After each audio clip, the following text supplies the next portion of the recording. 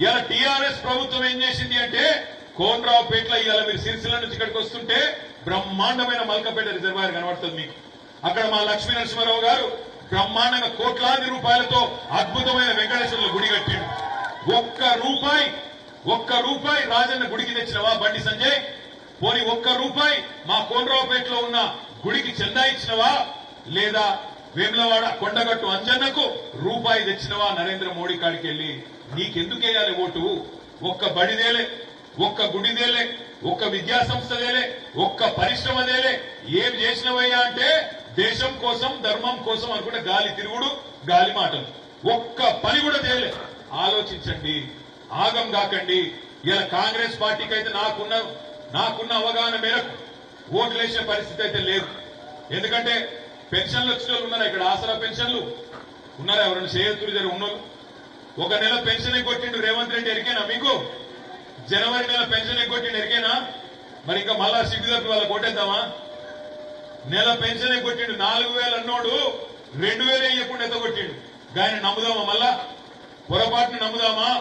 రైతు బంధు ఇప్పటికి వాళ్లే మొత్తం పడ్డదా పడలేదా? రైతు బంధు పడ్డదా? 4 ఎకరాల కాడికి అది కూడా కుంటుకుంటా తుమ్ముకుంటా దగ్గుకుంటా 4 ఎకరాల కాడికి 4 నెలలు గుంజిండు. రేపటి రోజున ఆ రైతు బంధు కూడా పోతుంది.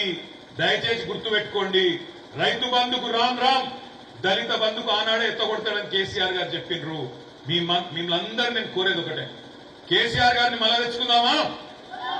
కేసీఆర్ గారిని మళ్ళా తెచ్చుకుందామా? వద్దా? కావాలనా? కావాలంటే ఒకసారి గట్టిగా వద్దా? కావాలనా?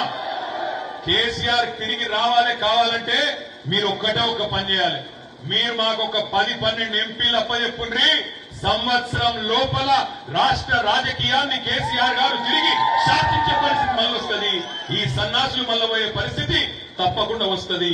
దయచేసి నేను మిమ్మల్ని కోరుతా ఉన్నా, మన మధ్యలో ఉన్ననాడు మంచి పరిపాలన ఉన్ననాడు దాని విలువ తెలియలే. కానీ అప్పుడప్పుడు ఇట్లా జరుగుడు కూడా మంచిదే. చీకటి ఉంటేనే వెలుగు విలువ తెలుస్తుంది. అప్పుడప్పుడు గాడి నిందుతేనే గుర్రం విలువ తెలుస్తుంది. అందుకే నేను అనేది, దయచేసి ఈ పార్లమెంట్ ఎన్నికల్లో మే 13 నాడు కారు గుర్తు మీద ఓటేసి వినోదనను బంపర్ మెజారిటీతో కోనరావుపేట నుంచి గెలిపియండి. మీ తరఫున బ్రహ్మాండంగా రేపటి రోజున అక్కడ వాదించే నాయకుడు, కొట్లాడే నాయకుడు, కేసీఆర్ గారికి బ్రహ్మాండంగా అండగా ఉండే నాయకుడు.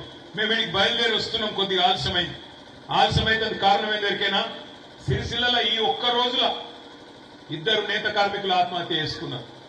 మనం అనుకున్నాం ఎన్నడన్నా మీ పక్కనే ఉంటే సిరిసిల్ల. ఒకనాడు కాంగ్రెస్ వాళ్ళు సిరిసిల్లను ఉరిసిల్ల తెచ్చింది. మళ్ళా కాంగ్రెస్ వాళ్ళు రాగానే మళ్ళా ఆత్మహత్యలు మొదలైనవి. మళ్ళా ఆ రోజులు కావన్నా రైతుల ఆత్మహత్యలు, నేతన్నల ఆత్మహత్యలు, కరెంటు కష్టాలు, మోటార్లు గాలుడు, రైతు బంధు రాదు. ఈ ఆగమాగం బతుకు మళ్ళా కావన్నా ఆలోచించండి. వీళ్లకు బుద్ధి చెప్పాలంటే, వాళ్ళు ఇచ్చిన హామీలు నెరవేరాలంటే, ఆ హామీలు నెరవేర్చడానికి వాళ్ళ పేయిల భయం ఉండాలంటే కారు గుర్తు మీద ఓటేసి వినోదన్నను బంపర్ మెజారిటీ ఇచ్చి పార్లమెంట్ కు పంపించండి. తప్పకుండా ఈ ఎగిరెగిరి పడుతున్న కాంగ్రెస్ నాయకులకు బుద్ధి వస్తుంది. అప్పుడే వాళ్ళ కళ్ళు కిందికి దిగుతాయి. మనకిచ్చిన ప్రతి హామీ నిలబెట్టుకుంటారు. 2,500 ఆడబిడ్డలకు ఇస్తా అన్నాడు. 4,000 ఇంట్లో ముసలయ్యి ఉంటే ఇద్దరికి ఇస్తా అన్నాడు. పెళ్లి చేసుకుంటే కేసీఆర్ లక్షిస్తుండు. నేను తులం బంగారం ఇస్తా అన్నాడు.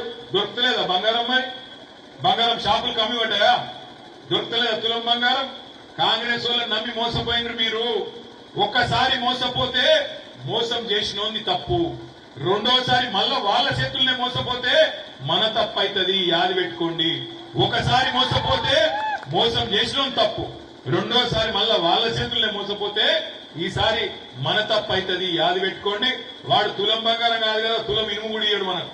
యాది పెట్టుకోండి. నాకు పక్కాగా 500 బోనస్ అన్నాడు రైతులకు. మా రైతన్నలు చెప్పాలి, ఎక్కడ వస్తుందా బోనస్? 500 బోనస్ బోగసు, అది బోగస్ ముచ్చట. కనీసం మద్దతు ధర ఇస్తలేడు. అందుకే రైతన్నలను కోరుతున్నా, మా ఆడబిడ్డలను కోరుతున్నా, మా